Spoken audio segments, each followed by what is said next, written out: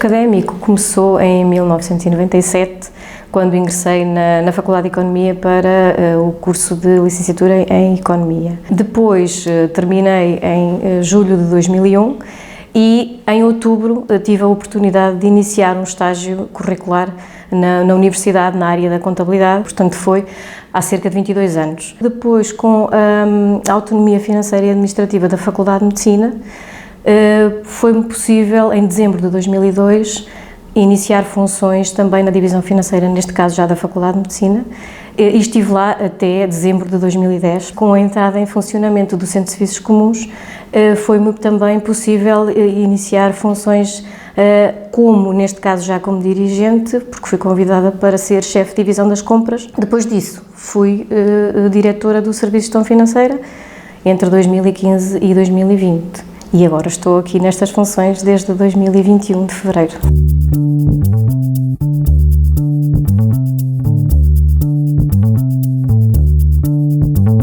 Eu sempre tive uma propensão natural para a área das ciências sociais e, em particular, da economia. Eram temas que me interessavam bastante. Talvez também por influência do meu pai, que era contabilista, e, portanto, estas matérias eram, de certa forma, próximas. E, portanto, foi-me natural escolher a área da economia e assim prossegui até ao ensino superior também.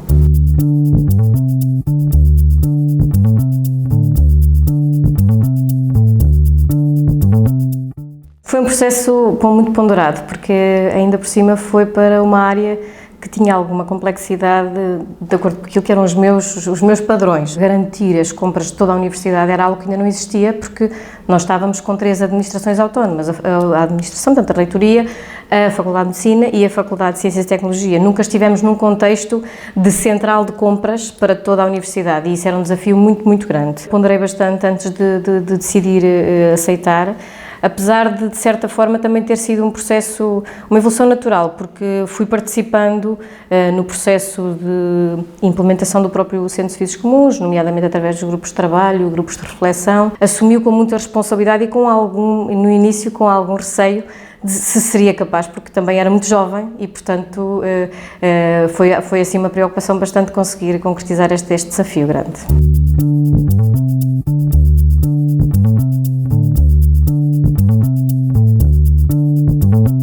Já nas minhas funções no Serviço de Gestão Financeira, como diretora do Serviço de Gestão Financeira, tinha algumas preocupações nestes temas. Existe um conjunto de riscos mais elevados, não estou a dizer que são riscos do próprio serviço, são riscos da atividade em si, para os quais devemos estar muito atentos e, portanto, sempre foi uma preocupação garantir questões relacionadas com controle interno, com duplas verificações, com cautelas em relação a riscos, por exemplo, de gestão ou corrupção e infrações que são conexas com essa mesma atividade. Aceitar esse desafio foi, de facto, muito interessante para mim por um motivo, porque tive a oportunidade de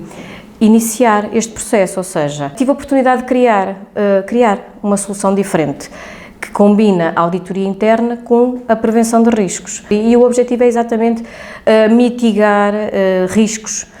relacionados com a gestão da organização, portanto não são só especificamente corrupção e infrações conexas, não queria que ficássemos só com este rótulo, porque de facto há muito mais riscos que até estão correlacionados e que não têm só exatamente a ver com a questão da corrupção.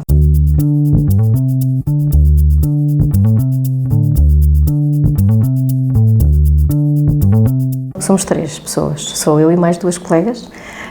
e tentamos fazer um trabalho que é bastante exigente e, de certa forma, com algum cariz de inovação, porque estamos a tratar de alguns temas que são relativamente novos. Ao nível do Plano de Prevenção de Riscos da Universidade de Coimbra, nós trabalhamos a parte da revisão do plano e a monitorização, e nessa componente nós temos a articulação e a colaboração de todas as estruturas da Universidade que interagem connosco, tanto na parte da monitorização das medidas que visam colmatar os riscos que foram identificados e, por outro lado, também colaboram connosco na revisão das próprias medidas para que o plano seja algo efetivo, útil para todos no dia-a-dia. Depois temos também a gestão das auditorias internas, portanto é a atividade que nós desenvolvemos para também identificar situações e que também têm um contributo relevante para o plano de prevenção de riscos. Depois temos a componente de identificando situações sensíveis, temáticas que merecem alteração, por exemplo, em termos até de alteração administrativa, nós fazemos propostas de melhoria. Depois trabalhamos também em matéria da gestão do canal de denúncia da Universidade de Coimbra, que é, por excelência, um tema muito sensível e com o qual se trabalha com muito, muito cuidado, porque estamos a falar de pessoas e tanto quem denuncia como quem é avisado, temos que ter um especial cuidado na realização desta atividade e, portanto, não sendo aquela que nos ocupa mais tempo, é a que nos preocupa mais pela sensibilidade do que acarreta.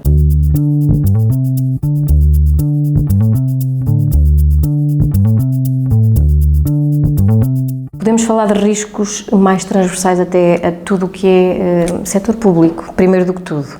E estamos a falar aí logo à partida dos riscos relacionados com o cumprimento, parece uma coisa um bocado estranha, mas é o cumprimento da legislação, porque o conjunto de diplomas a que nós estamos obrigados é tão vasto e surgem tantas alterações de uma forma às vezes muito cíclica, que a capacidade das organizações de se adaptar de forma imediata àquilo que é preciso implementar nem sempre é bem conseguido logo de imediato e, portanto, aqui é um risco muito grande do cumprimento legal, por exemplo. Nos estabelecimentos de ensino superior, ter alguma dificuldade, às vezes, na concretização de todas as atividades que temos que realizar, desde o ensino, a componente da investigação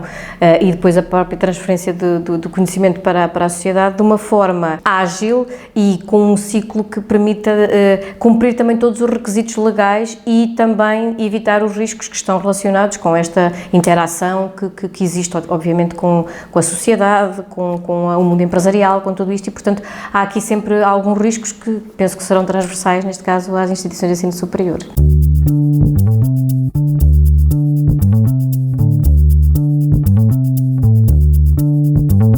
Eu gostaria de destacar duas coisas. A primeira delas é mais relacionada com o próprio plano de prevenção de riscos, porque é um instrumento que nós queremos garantir que ele é utilizado, até porque é obrigatório, e isso é complexo no contexto atual, porque a legislação veio trazer alguns requisitos que complicam ainda mais o documento que temos, sendo que nós estamos a fazer um trabalho de simplificação, exatamente para que adiram a ele de forma mais fácil e que assim se implementem as medidas de uma forma mais eficaz. Depois, o outro aspecto que eu gostaria de destacar como mais desafiante também nesta atividade é efetivamente a gestão do canal de denúncia, porque sensibilizar as pessoas para fazerem reportes, mas reportes com responsabilidade também, porque é um direito, mas é um dever.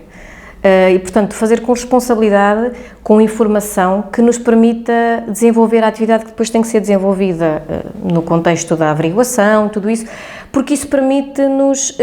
se estiverem em causa situações que depois podem ser colmatadas com uma alteração de procedimentos ou com uma medida de melhoria administrativa, nós estamos sempre a pensar em melhorar a universidade, não é? Estamos sempre a fazer um processo de melhoria, mas temos é que ser responsáveis também, muito responsáveis na forma como fazemos estes reportes.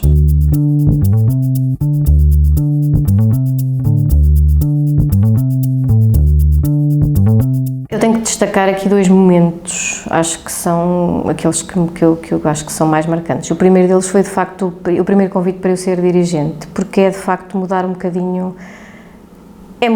a forma como nós encaramos as coisas, porque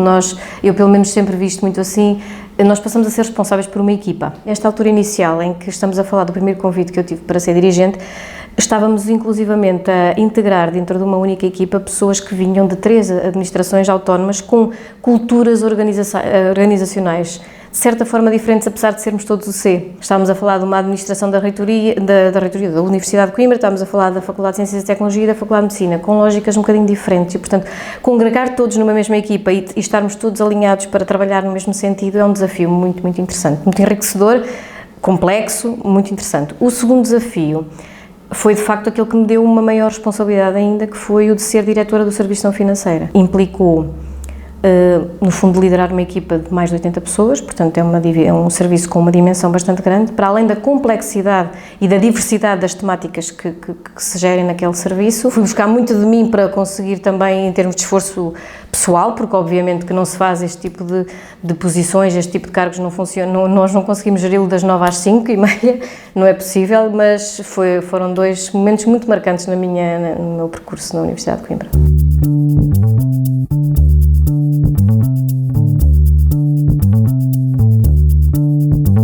A primeira delas é, de facto, voltar um bocadinho só a esta questão do canal de denúncia, só para tentar transmitir às pessoas que, quando fazem reportes no canal de denúncia, os façam de uma forma detalhada e fundamentada, com elementos que permitam, de facto, nós agarrarmos em alguma coisa e procurarmos e encontrarmos, porque, de facto, isso é determinante. A segunda questão que eu queria também transmitir, no fundo, e tem a ver com aquilo que é toda a nossa atividade do Gabinete de Auditoria e Prevenção de Riscos de Gestão, tem a ver com nós pensarmos que, como instituição de ensino superior, nós temos uma responsabilidade acrescida na formação dos nossos jovens adultos. Parece-me a mim que, se nós atuarmos também com padrões de conduta ética, de integridade e de transparência no nosso dia-a-dia, estamos também a dar-lhes o exemplo que eles podem levar para a vida deles. Todos nós somos agentes de mudança, acho que temos que pensar desta forma, e estas matérias da ética, da integridade, da transparência, do combate à corrupção e tudo isto, é algo que nós temos também de transmitir aos nossos estudantes. Temos um papel muito importante